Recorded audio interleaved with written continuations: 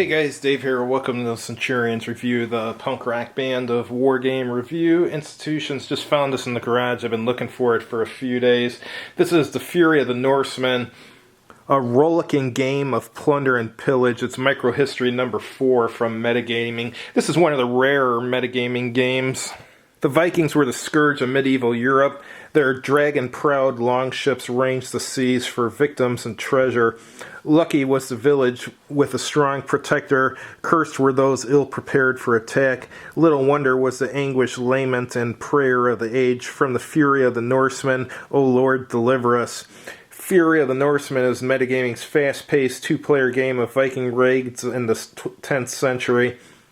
Rules allow for plunder, capture, berserkers, torching, leaders, missiles, combat, and the special divine wrath rule for the clergy.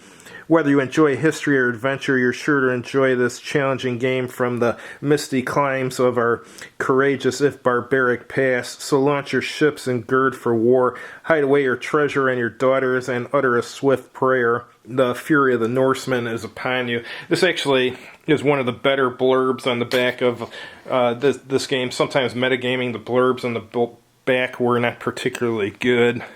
Let's see what's inside here. Look at the map first.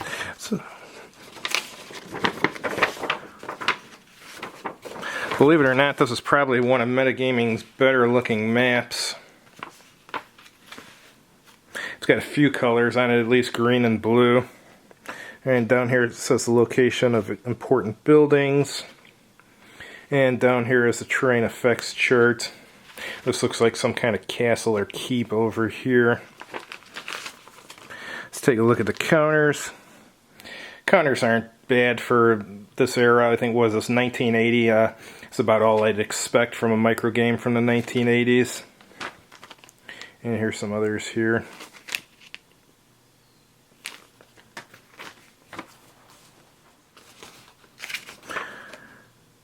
Alright, starts out with an introduction. And as far as the units, it's attack strength, followed by archery attack strength if it has it, and then defense, and then movement. And some of these have a capture defense strength on the top right. Looks like there's fires here too. I guess you can start buildings on fire. Here's talking about the preparation for play and setting up the game, and here's the turn sequence. This is what we're really interested in.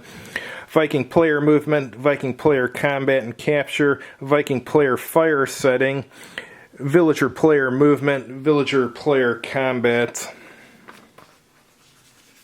Sounds like it would be more fun to play the Vikings than the villagers since there's more you can do, such as set fires and stuff.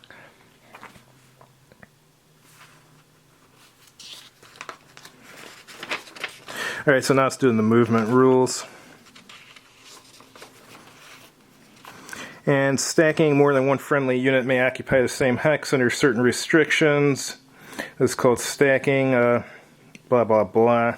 Viking player may not stack Viking units. And villagers can stack up to 2 units.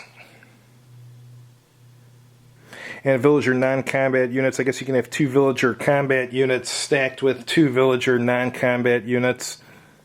And leaders are exempt from stacking, and treasure doesn't affect stacking. Alright, here's your combat rules.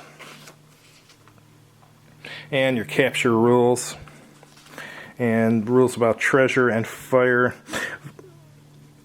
That's probably the most fun part of the game. Alright, game ends after 12 turns. And the basic game: to win, the Viking player must capture and return to the Viking ship at least 18 units of animals, women, treasure, or village leaders. The proportion of one to the other does not matter so long as the total of 18 is reached. The church treasure marker counts as 3 units. Viking units do not return to the ship and re-embark, which do not return to the ship and re-embark by the game's end, count as -1 units each. And the villager player wins if the Viking player does not achieve their victory conditions. Then there's an advanced game too. Advanced games won with victory points. And here's how many points you get in the advanced game for different things. And let's see, scenarios. First one is Punitive Raid. Second one is Blood Money. Third one is Hager's Folly. And here's your CRT. And your capture results table too. Thanks for watching. Just wanted to show you guys this blast from the past. Maybe I'll get a chance to review this sometime this year. Have a good evening.